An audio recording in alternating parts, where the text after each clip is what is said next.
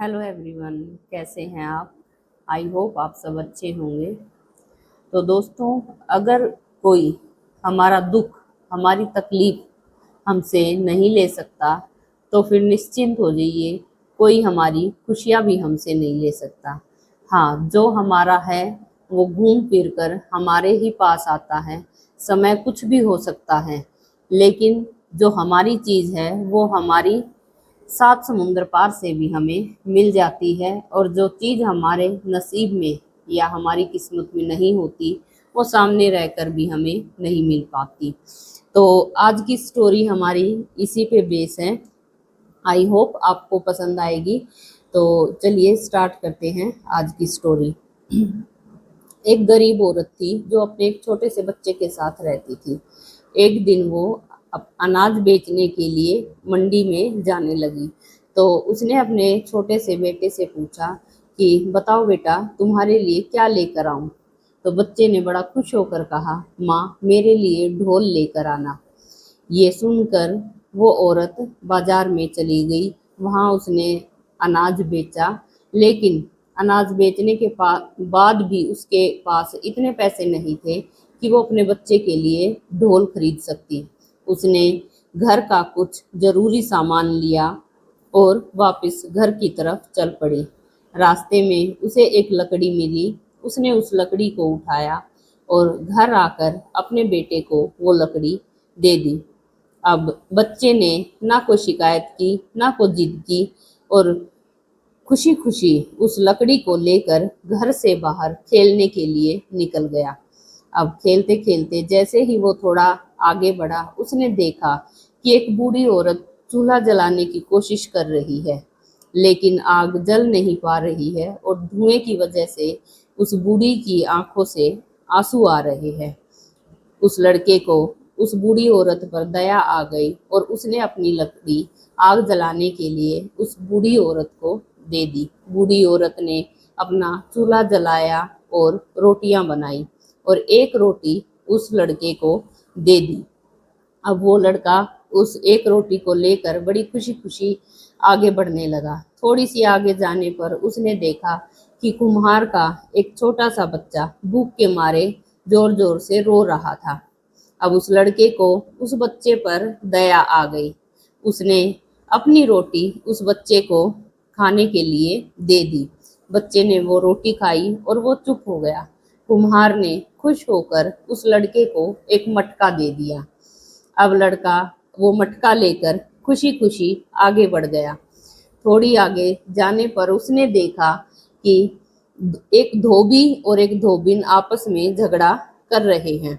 अब लड़के ने वहां खड़े होकर सुना तो धोबी जोर जोर से धोबिन पर चिल्ला रहा था कि तुमने ये मटका फोड़ दिया, अब मैं कपड़े किस मटके में उबालूंगा।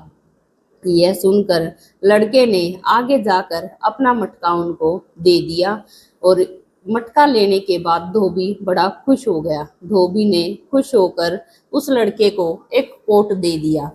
कोट को पहनकर वो इतराता हुआ फिर आगे चलने लगा खुशी खुशी। थोड़ी सी आगे चला, उसे रास्ते में एक मुसाफिर मिला जिसको बहुत ज्यादा ठंड लग रही थी। वो ठंड के मारे कांप रहा था। अब लड़के को उस मुसाफिर पर दया आ गई, तो लड़के ने अपना कोट उतार कर उस मुसाफिर को दे दिया। मुसाफिर बड़ा खुश हुआ उसकी उदारता से। मुसाफिर के पास एक घोड़ा था। मुसाफिर ने अपना घोड़ा उस लड़के को दे दिया। अब घोड़े को लेकर बच्चा खुशी खुशी आगे चलने लगा। थोड़ी आगे जाकर देखता है कि एक बारात रुकी हुई थी।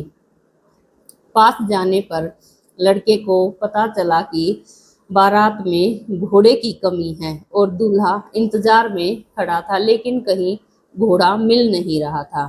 तभी वो लड़का अपना घोड़ा लेकर वहां पहुंचा और उसने अपना घोड़ा उनको दे दिया। सब बड़े ही खुश हो गए, ढोल नगाड़े बजने लग गए। तब दूल्हे ने खुश होकर लड़के के पास आकर पूछा, बताओ बेटा, तुम्हें क्या चाहिए।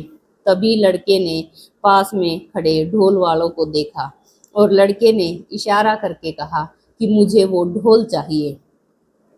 दूल्हे ने बड़ी खुशी खुशी वो ढोल उस लड़के को दे दिया।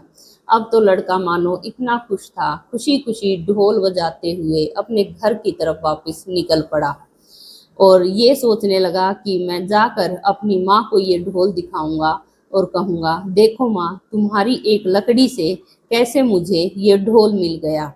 और ये सोचता हुआ खुशी खुशी वो घर की तरफ चल पड़ा।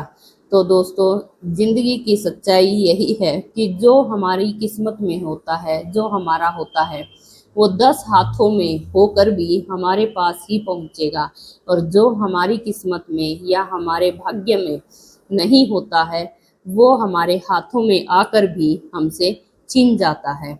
अब लड़के को कहाँ ढोल चाहिए था और कहाँ उसकी माँ ने एक लकड़ी उसे ला कर दी थी।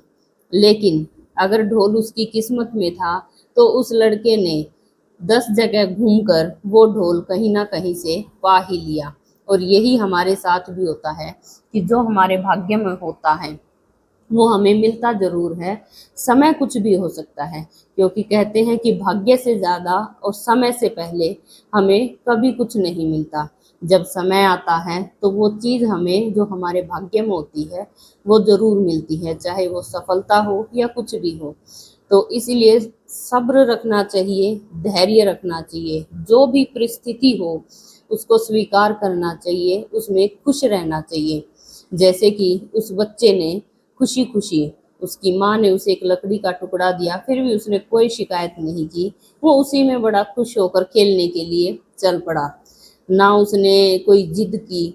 लेकिन अगर वो जिद करता, रोता और अपनी माँ को बोलता कि मैंने तो ढोल ही मंगाया था, तो फिर क्या होना था? कुछ भी नहीं, वो शायद घर पे ही बैठा रहता और जहाँ जो किस्मत उसका इंतजार कर रही थी शायद वो वहां तक नहीं पहुंच पाता।